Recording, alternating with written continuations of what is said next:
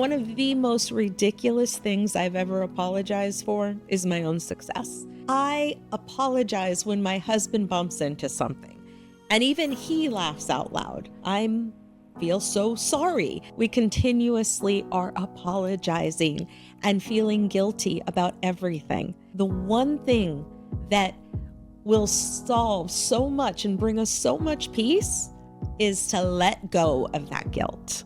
I feel guilty for succeeding. I feel guilty for things in my life that I've worked really hard for.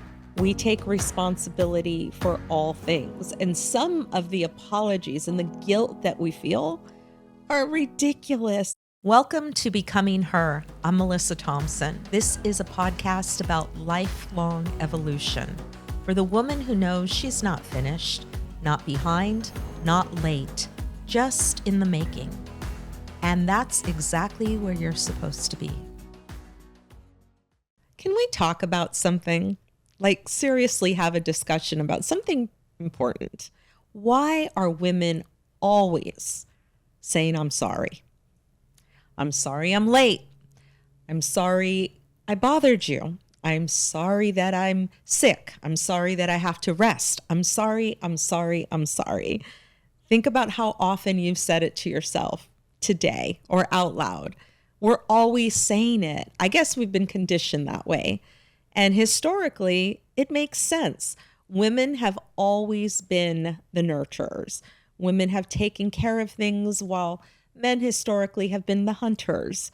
It really goes back to taking care of the community that we were part of way back when, right? Women were the social ones responsible for acceptance, and we've continued to evolve, but that portion, it never has. We continuously are apologizing and feeling guilty about everything, taking credit for things we shouldn't be taking credit for. I'm so fascinated by this subject because it's something that not only do I personally feel, so many of us, we have the same ritual every day, always apologizing. I even looked at my phone. I encourage you to do it with yours and search I'm sorry. Do it right now.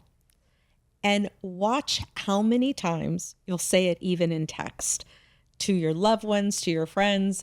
But the interesting thing that I found was as I scrolled, I had to go back an entire year to find one I'm sorry from a male.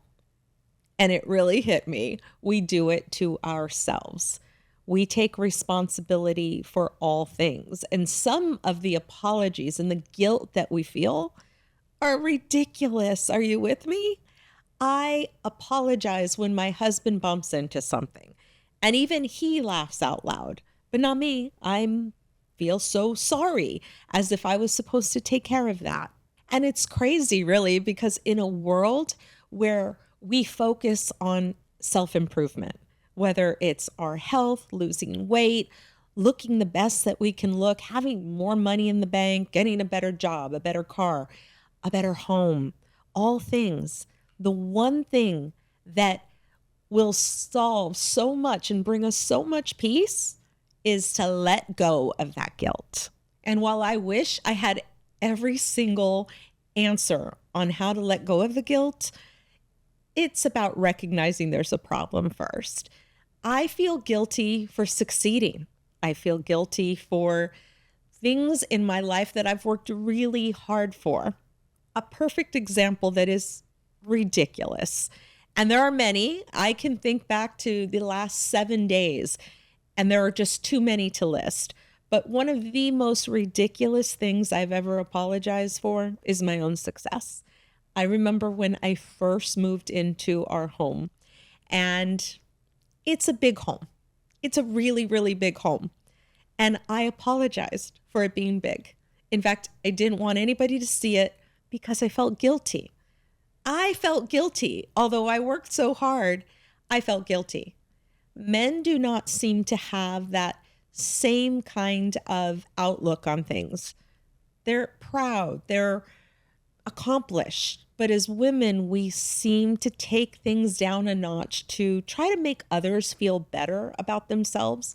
And I think that really just aligns with how we nurture. We do it with our children from a very young age. If you have children, you know, they bump their knee. We're sorry they're hurting.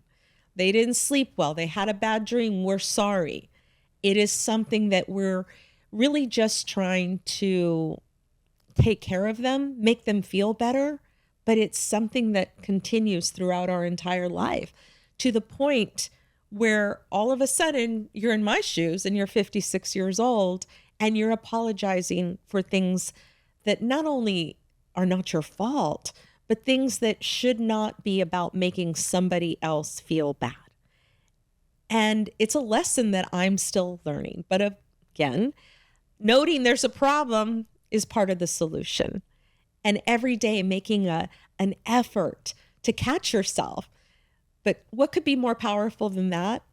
Surround yourself with other women that you help call that little problem out. Because like I said, if you go through your phone right now and you look at the last people saying, I'm sorry for ridiculous things. I look through mine, and as an example, I have amazing team members on our brand. And many of the things were, I'm sorry, I was working on this document. I'm sorry, this call ran late. I'm sorry. It's guilt without merit. And that is something that takes up so much of our peace. Imagine a world where you're filling in all the gaps that will be left by taking out the apologies for being unapologetically you and filling that with something that truly can improve your world, if not just peace. All this is easier said than done, right? If we learned it from a very young age, who taught us? Well, I am Catholic, so there's that. It's a way of life. But it really is for women, especially, being the nurturers, doing those things. But you have to nurture yourself in order to nurture others. That's just a fact of life. So by being able to move the guilt away and not take responsibility for everybody's actions and problems, because we don't take responsibility and credit when things are going really great for somebody, right? If your best friend walks up to you, they look fabulous. Maybe they got really healthy and they lost, 15 pounds and they're toned. We don't say, thanks, Melissa. I did that. I helped you do that. Of course not. We don't take credit. We don't take responsibility when somebody gets a promotion. Why do we take responsibility for the bad things? Why do we have to overcompensate? And we do it to ourselves. I know that bringing out things like self-care in my own life, even though my children are raised and grown, now I'm apologizing to my doodles. I kid you not. I really do apologize to my dogs. If I'm going to be gone for a few days, if I can't walk them because I have a business meeting, I think that the guilt and trying to take responsibility for everything, it transfers. So it's something that you have to continue reminding yourself all the time. Things like starting a business when my kids were in school, that is a big deal. And that is one that you feel guilty every single day. How do I compensate for that? Well, even today that they're older and I have grandchildren now, the more I work, the harder I do things, I tend to think, well, that's okay. I'm doing it for them. Why is it so hard just to do it for you? Why does everything have to be about somebody else? Me sharing with you today has nothing to do with saying that I have the answers, but I think as women, if we help each other identify the problem, then we can start to see things that we let slip. And once you see those things, you can't unsee them. Once you hear exactly what I'm talking about, you can't unhear them. There are things like me taking a bubble bath, and there can be nobody in the house, but I feel guilty. So what do? I grab my phone I tell myself that if I'm working and checking email while I'm trying to take a bubble bath, then it's okay. Because as women, we think we have to earn our rest. I have lupus. I should be napping every single day. I don't, because then I'd have to apologize for it. These are all things that I am working on. I'm literally in the making of trying to adjust my world so that I can have more time for that peace. And I don't have all the answers. I really wish I did. And one of the things, though, that I have found myself working on more and more is still using my voice, just not to say I'm sorry. Instead, using my voice to kind of say, watch me. That means the people around me, those that I work with, my husband, making myself a priority at the very beginning of the day. If I know that getting up in the morning and working out is a priority for me, then I can move that to the top of the list and tell people. Use my voice instead of apologizing to say, I can't be on an early meeting or I can't do XYZ. This is what I'm going to do, and putting it in a calendar, making sure everybody knows, writing it down using your voice. I send a calendar invite now for things that I need to make sure nobody disrupts, whether that's my workout time, a spa time when I can get it, but using my voice for something else than apologizing. You might think it's easier said than done. Use your voice, say what you're going to do, and stop saying I'm sorry. But that is powerful. Less is more. Something like a calendar invite, stating what you're going to do, setting the boundaries, letting go of the guilt that no longer serves you. Now, I know because I live it every single day, as you start to take those baby steps, as you start to do things that you need to do and not feel guilty about, like exercising in the morning, like a nap sometimes for someone like me with lupus, the fact that I should have to explain it even to myself is kind of funny. But making that a priority and doing whatever is needed to get all the voices out of your head of the guilt and distraction that guilt will put in there.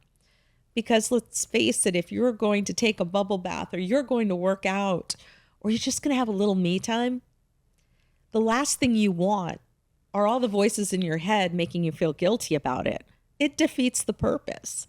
For me, turning on some wonderful music that lets me sing and not think of anything else is usually a great cure for that.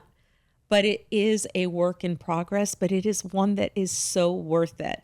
Because when I total up even the conversations that I referenced on the text chain, that's a small percentage of the time myself and other women that I admire are spending their day saying, I'm sorry. Free up that time, put it on something and towards something that will truly empower you. And that is the best kind of self-care that you can do. So today's becoming question for you is, what would change in your world if you stopped feeling guilty, stopped apologizing, and start prioritizing your own needs in front of everybody else's? Remember, you're not late, you're not behind, you're not finished. You are still in the making. Keep becoming. Thanks for being here. If you know someone who needs to hear this, send it to them. And if this resonated with you, comment down below. I'd love to keep this conversation going. Make sure to follow along on YouTube and Instagram for daily updates. You can find everything in the description. See you next time.